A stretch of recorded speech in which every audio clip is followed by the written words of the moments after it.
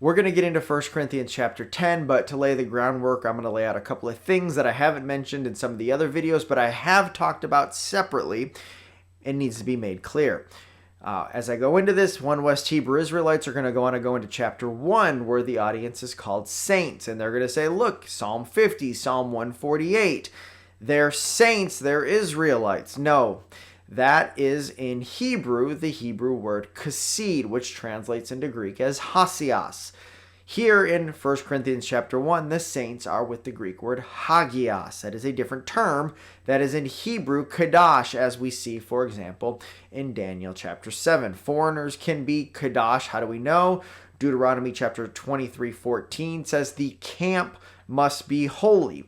When we go into Deuteronomy chapter 29, the strangers in the camp are there, so they are necessarily holy. This is in the midst of the Exodus. They are in Moab. Israel has been together as a single people throughout this whole history up to this point as they've left Egypt. So there is no Israelite strangers that even exist. These are non-Israelites. So Israel is holy. The camp must be holy. So the strangers in the camp must be holy. That is hagios. That is kadash.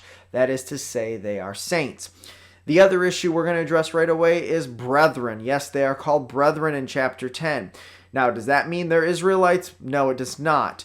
Acts chapter 6, 1 through 5, you have Nicholas, a proselyte from Antioch. If you go into my YouTube, the video, New Testament Words of Identity, we're going to talk about that word, proselyte, and you look into the data, the dictionaries, the lexicons, the history surrounding it, where we looked at ancient sources that describe proselytes. They are specifically non-Israelites who have converted.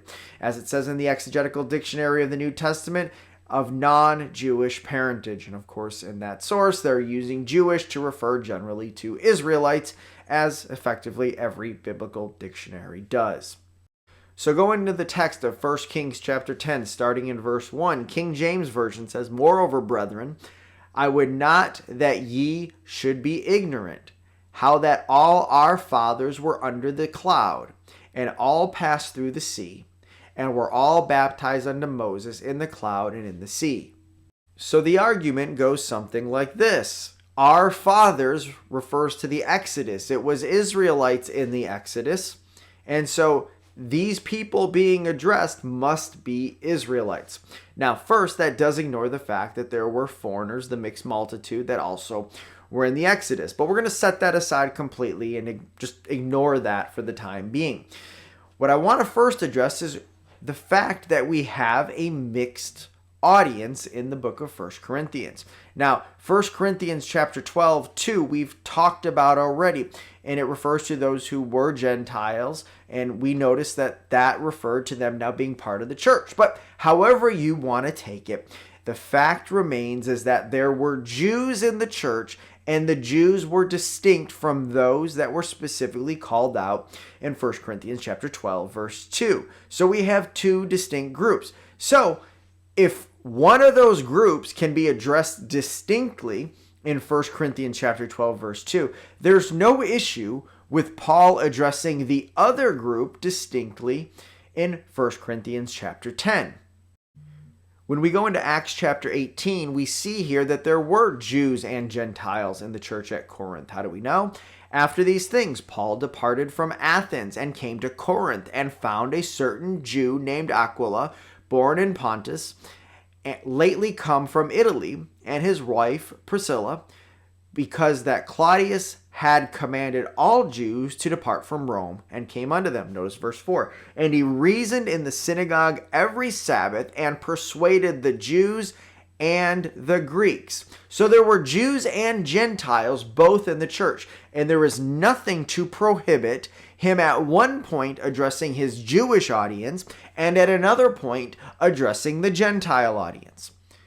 Beyond this, when we go back into chapter 9, what we find is that Paul is talking to them about giving and them being deserving of living off of their sharing of the gospel. And so here he says, "Or I only and Barnabas have not we power to forbear working?" In other words, do we not have the right to give up working given the work we're doing in sharing the gospel? And so with this argument, going to verse 10, he says, or saith he altogether, for our sakes, no doubt. Here, our refers only to Paul and Barnabas. And so it is very understandable then how Paul is switching his audience when he uses this word our. Here, it is just him and Barnabas. Later, it is others. So it is entirely understandable then how Paul could easily be talking to the Jews in the audience in the church at Rome, distinct from the Gentiles. And that may be the case. However, I think there's something else going on here, and we see this bore out when we look at verse 18. 1 Corinthians chapter 10, 18, King James Version says, behold, Israel after the flesh. This is from the Greek, Israel kata sarka. That literally means according to the flesh. Looking in Thayer's lexicon, it says used of natural or physical origin, generation, relationship. It calls out specifically 1 Corinthians 10:18, saying the opposite term, Israel to Theou, of Christians, that is the Israel of God, is found in Galatians 6:16. So we have to ask ourselves, why does Paul say specifically Israel kata sarka? Why does he say according to the flesh, if that is all there is? Why does he say that here specifically? Well, the reason is because there is a spiritual side, as Thayer brings out, the Israel of God. And so when we go into the book of Galatians, we find a statement about lineage that Paul makes. In Galatians chapter 3, verse 28, there is neither Jew nor Greek. Now let's stop right there. What does Greek mean? Let's go back to the Zondervan Compact Bible Dictionary that we've looked at before on this.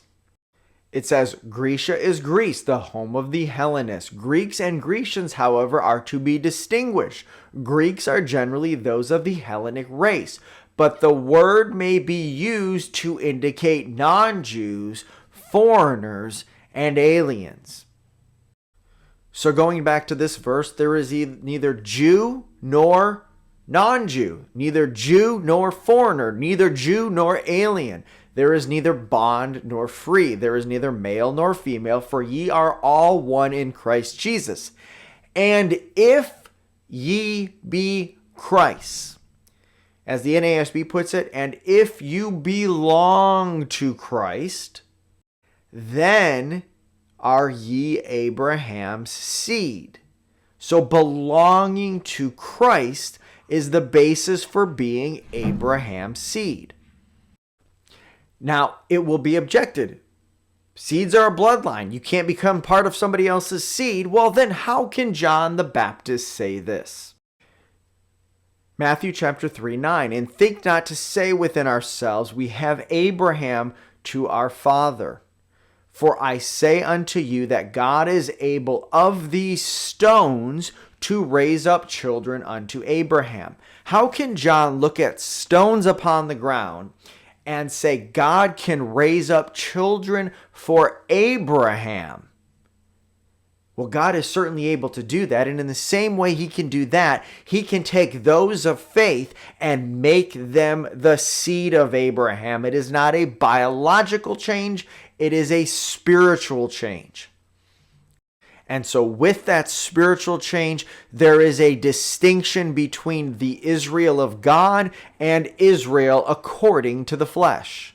So when we go back to the text in 1 Corinthians chapter 10, starting in verse 1, I believe that it is most likely that Paul here has a spiritual connection in mind.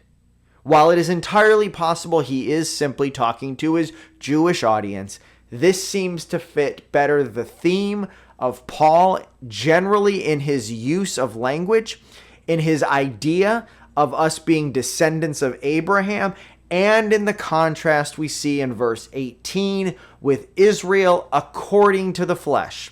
Otherwise, somebody has to explain, why does it say according to the flesh?